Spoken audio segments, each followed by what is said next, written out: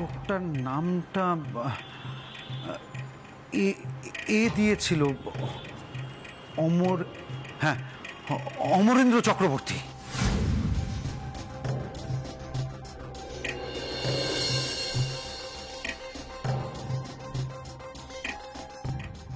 অমরেন্দ্র চক্রবর্তী?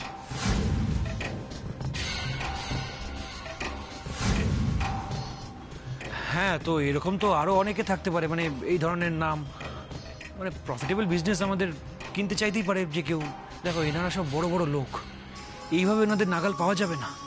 খড়ের গাদায় সূচ খোঁজার মতন অবস্থা হয়ে যাবে, এইভাবে পারা যাবে না ব্যাপারটা। আমার মনে হয় না এই বিষয়ে কেউ কোঅপারেট করবে। আর ব্যবসা কিনতে চাইলেও নিখিলকে মেরে কী লাভ? তা কি লাভ হয়েছিল বলতে পারবো না, কিন্তু নিখিল ওই ভদ্রলোকের সাথে কথা বলার পর বলেছিল ওনাকে একটা নেগেটিভ ভাইব ফিল করেছিল, ওর ভালো লাগেনি লোকটাকে।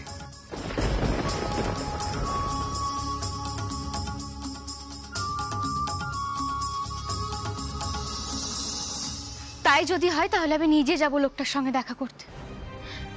ওর চোখ দেখলে আমি ঠিক বুঝতে পারবো লোকটা সত্যি বলছে কি মিথ্যে, আদেও লোকটা সৎ না অসৎ। কিন্তু কিন্তু তার আগে আমাদেরকে যে ছোট কর্তাকে গুলি করতে চেয়েছে বা আজকে যে ছোট কর্তাকে মারতে চেয়েছে তাকে ধরতে হবে মা, নাহলে আসল লোকটার নাগাল আমরা পাবো না, কোনো প্রমাণই পাবো না আমরা তার বিরুদ্ধে। শ্যামা কিন্তু এটা একদম ঠিক বলেছে। মেশমশাই, এই মুহূর্তে আমাদের সব থেকে জরুরি কাজ হলো ছোট কর্তাকে বাঁচানো। ছোট কর্তাকে আজকে মারার চেষ্টা করা হয়েছে মানে এটা আবার হতে পারে।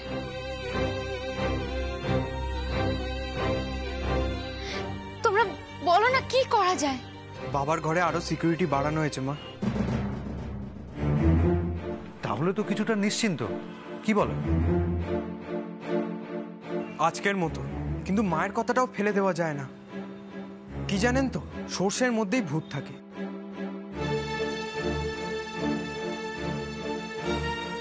যতই সিকিউরিটি বাড়াক, হসপিটালের লোককে পয়সা খাইয়ে ক্ষতি করার ব্যবস্থা করতে পারে।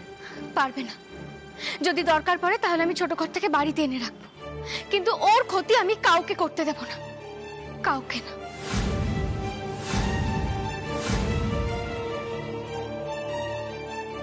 শোন, অবুঝ হোস না, নিখিলের শরীরের এখন যেরকম অবস্থা, ওকে নিয়ে টানা হেঁচড়া করলে তো ওর আরো বড় ক্ষতি হয়ে যাবে, হিতে বিপরীত হবে। এরকম করিস না মা। কৃষ্ণের পূজারী আমি, এতদিন ধরে তোমার ছেলেকেই আমি কৃষ্ণ জ্ঞানে পুজো করে এসেছি। আমি থাকতে তোমার ছেলের কোনো ক্ষতি আমি হতে দেব না।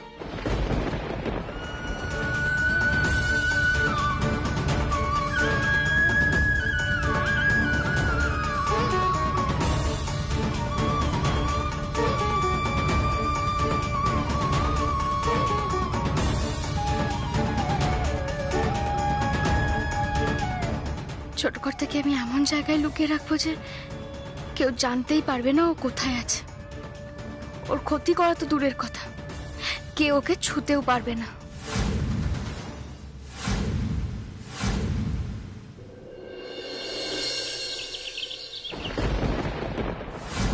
কি হলো ডাক্তারবাবুরা, কি হলো? আচ্ছা, সমস্যাটা কোথায় হলো বলুন তো? হ্যাঁ, মানে আদর্শে কি কোথাও ঘা লাগছে?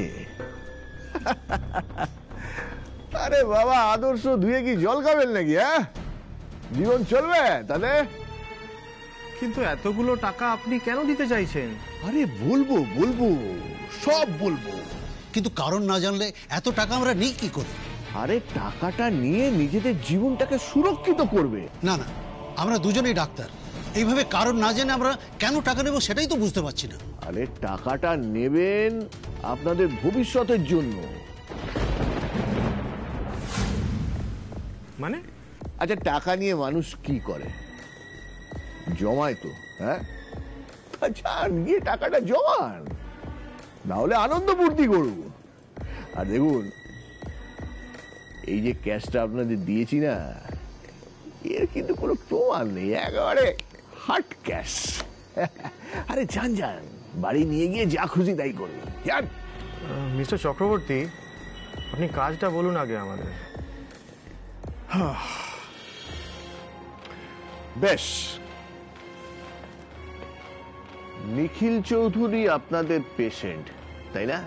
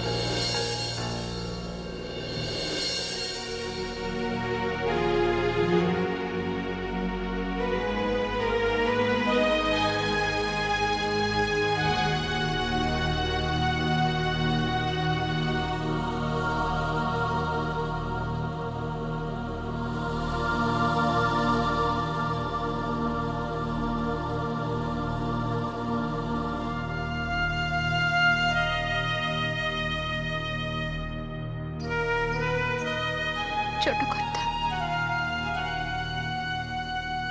তুমি তো বলতে তুমি নাকি আমার সবকিছু চেনো, আমার শ্বাস প্রশ্বাস, আমার আমার পায়ের শব্দ, আমার গন্ধ, সবকিছু।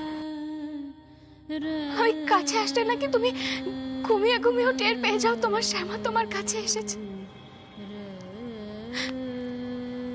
তাহলে আজ তুমি বুঝতে পারছো না তোমার শ্যামা এসেছে? তুমি অনুভব করতে পারছো না ছোট কর্তা?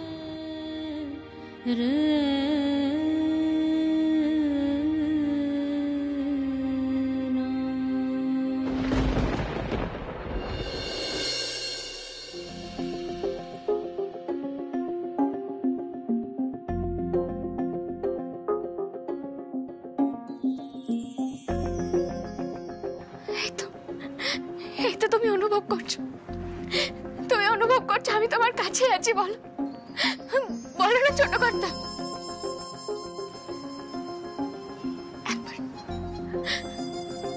একবার চোখটা খোলো না, একবার আমার সঙ্গে কথা বলো।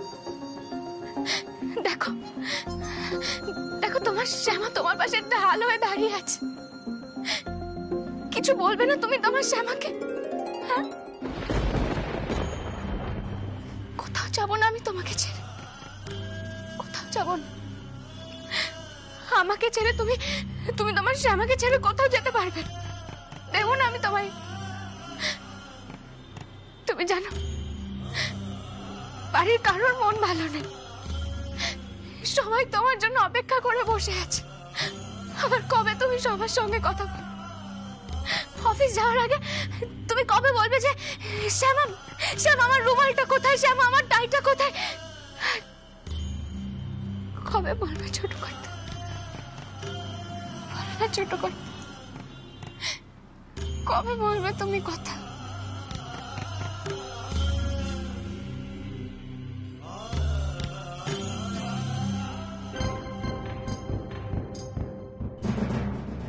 আচ্ছা, তুমি এখানে হাসপাতালে একা একা ঘুমাতে পারছো? তুমি তো বলতে তোমার নাকি আমাকে ছাড়া একা একা ঘুম আসে না। তাহলে আজকে কিভাবে একা একা ঘুমোচ্ছ বলো? কিভাবে একা একা এখানে আছো বলো?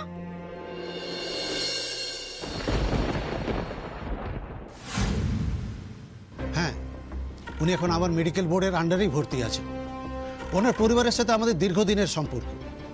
ইনফ্যাক্ট বসন্তবাবু চিকিৎসা আমিই করতাম, তখন থেকেই তাদের সাথে আমাদের পরিচয়। শ্যামাও আমাকে খুব ভরসা করে, তাই অপারেশনটা আমিই করব। তার মানে নিখিলের শরীর থেকে গুলিটা বার করে ওকে আপনারা বাঁচাতে চাইছেন, তাই তো? নিশ্চয়ই, রোগীকে বাঁচানোই আমাদের কাজ, আমরা সেই চেষ্টাই করব। এর মাঝখানে এসব টাকা পয়সার প্রসঙ্গ আসবে না। এই চল আমরা বেরিয়ে পড়ি। চলো। আরে কি হলো, দাঁড়ান দাঁড়ান, এই দেখুন আপনি তো এখনো আসল কথাটাই বলিনি।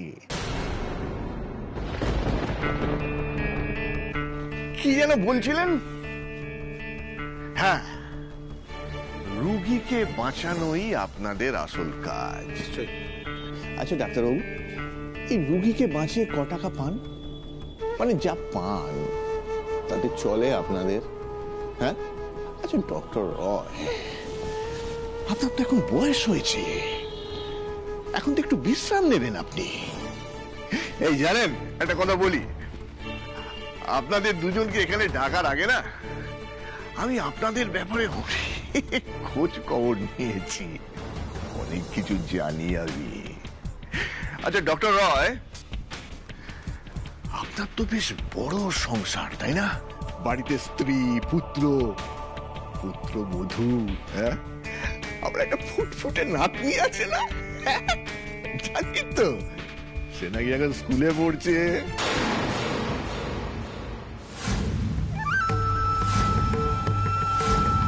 আপনি কি আমাকে ভয় দেখাচ্ছেন? থ্রেট করে কোনো কাজ করাতে চাইছেন? এই দেখুন, এ মা, ছি ছি ছি ছি ছি, ডক্টর রয় আপনি কি বলছেন? আপনি তো আমার বদনাম করছেন। আহা, আচ্ছা আপনার যদি বিশ্বাস না হয় বাড়িতে খোঁজ নিয়ে দেখুন, সবাই একেবারে বহাল তবিয়াতে আছে।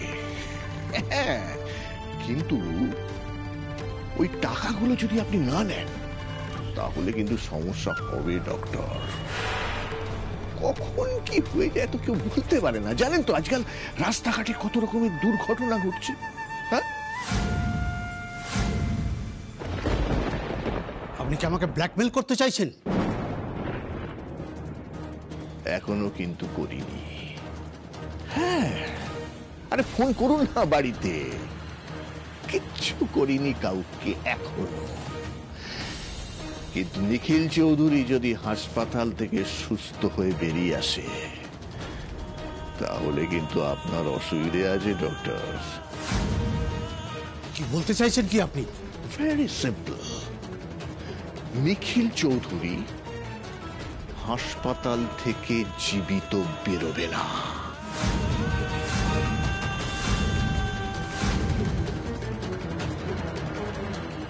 ওকে মরতেই হবে।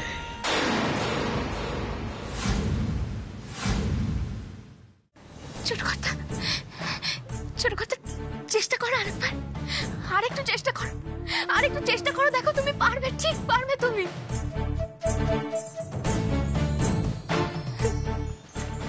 তুমি জানো বাড়ির সবাই তোমার কথা সব সময় ভাবছে, কবে তুমি বাড়ি ফিরবে, কবে তুমি বাড়ি ফিরে পর্দাটাকে বলবে যে পর্দা ভাই তুই তাড়াতাড়ি রেডি হ অফিস যাওয়ার জন্য, কবে কৃষ্ণাকে বলবে কৃষ্ণা রেওয়াজ করতে বস, সবার কাছে আবদার করবে, মজা করবে, কবে করবে ছোট করতে? তুমি আমাদের সবার জন্য চেষ্টা করো।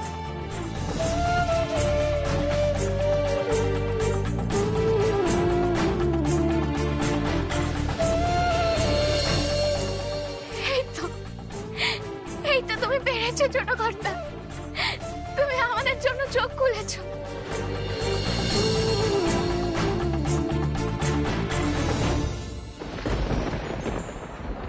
তুমি হাসছো? একদম হাসবে না, বাড়িতে চলো, তারপর আমি তোমার মজা দেখাবো।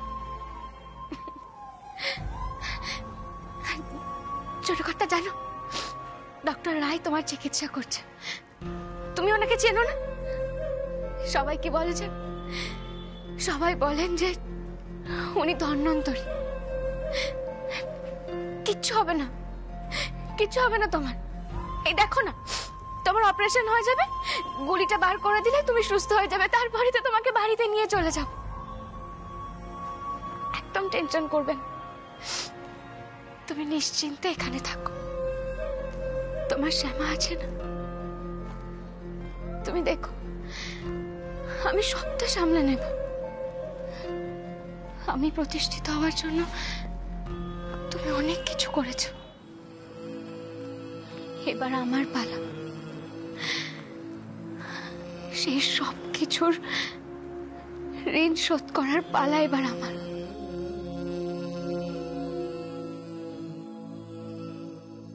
তুমি দেখবে ছোট কর্তা, তোমার প্রত্যেকটা পদক্ষেপে শ্যামা তোমার পাশে দাঁড়িয়ে তোমাকে এগিয়ে নিয়ে যাবে। তুমি শুধু একবার সুস্থ হয়ে বাড়ি চলো, তুমি দেখবে তোমার শ্যামা সব সময় তোমার পাশে দাঁড়িয়ে আছে। তোমার ব্যবসা, তোমার বাকি কাজ, পরিবার, সবকিছুর দায়িত্ব আমি একাই নেব, ঠিক যেমন তুমি না।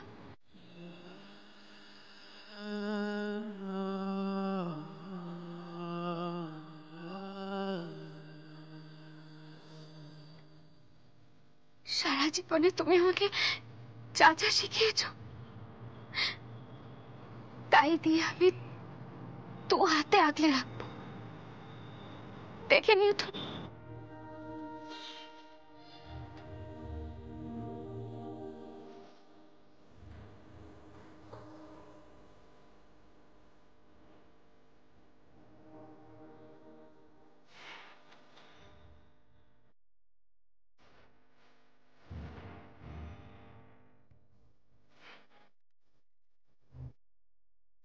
কিচ্ছু হতে দেবে না তোমার, সবটা সামনে নেবে, সবটা।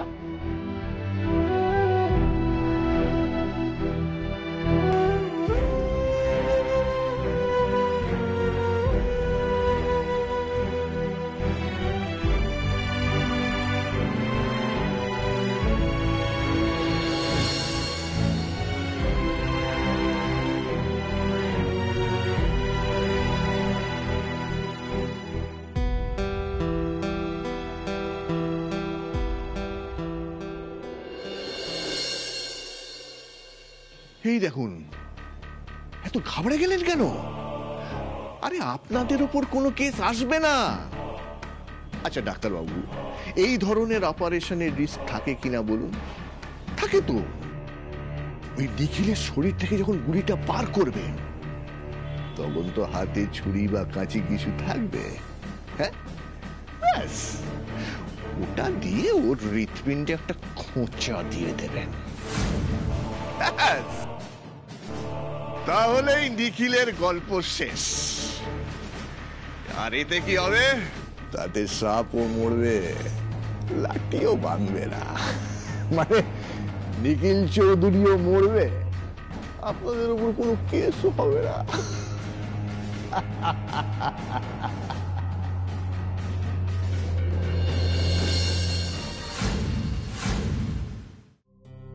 ম্যাডাম, এবার আপনি চলে আসুন।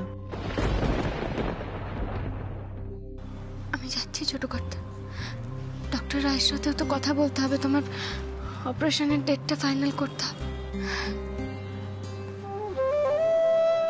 তুমি একদম চিন্তা করবে না, তোমার শ্যামা কিচ্ছু হতে দেবে না, কিচ্ছু না।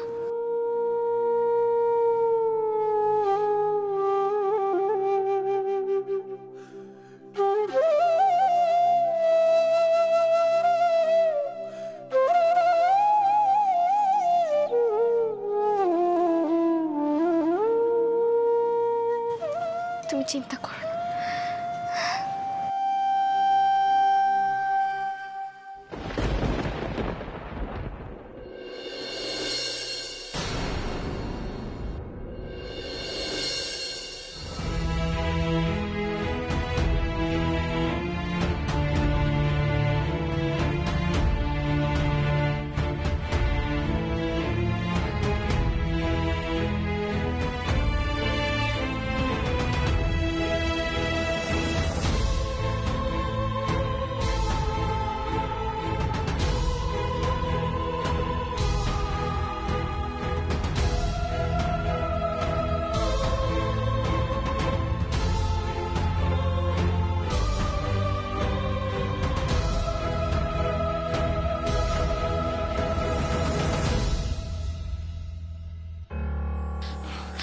না। বাবা এখন কেমন আছে বলো না। নিখিলের কি অবস্থা শ্যামা? বড়দাদা ছোট কর্তা চোখ খুলেছে।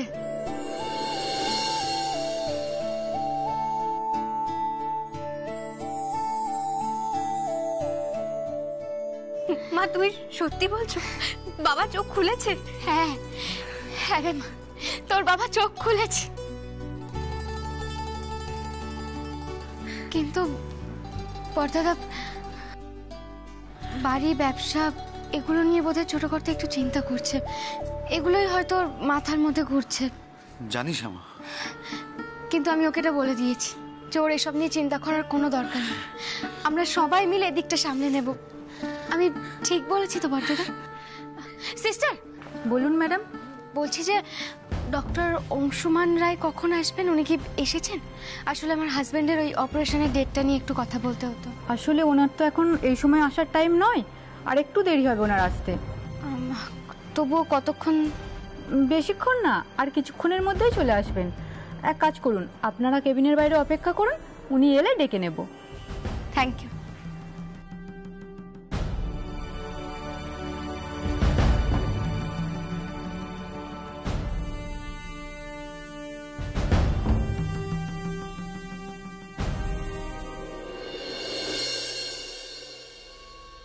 মা, এই হাসিটাই তোমার মুখে সবসময় দেখতে চাই। কাল কোনো এক শয়তান তোমার মুখ থেকে এই হাসি কেড়ে নিতে চেয়েছিল, বাবাকে তোমার কাছ থেকে ছিনিয়ে নেওয়ার চেষ্টা করছিল। সে যেই হোক, তাকে আমি খুঁজে বের করে তোমার হাতে তুলে দেব, আর তুমি তখন তাকে মন ভরে শাস্তি দিও।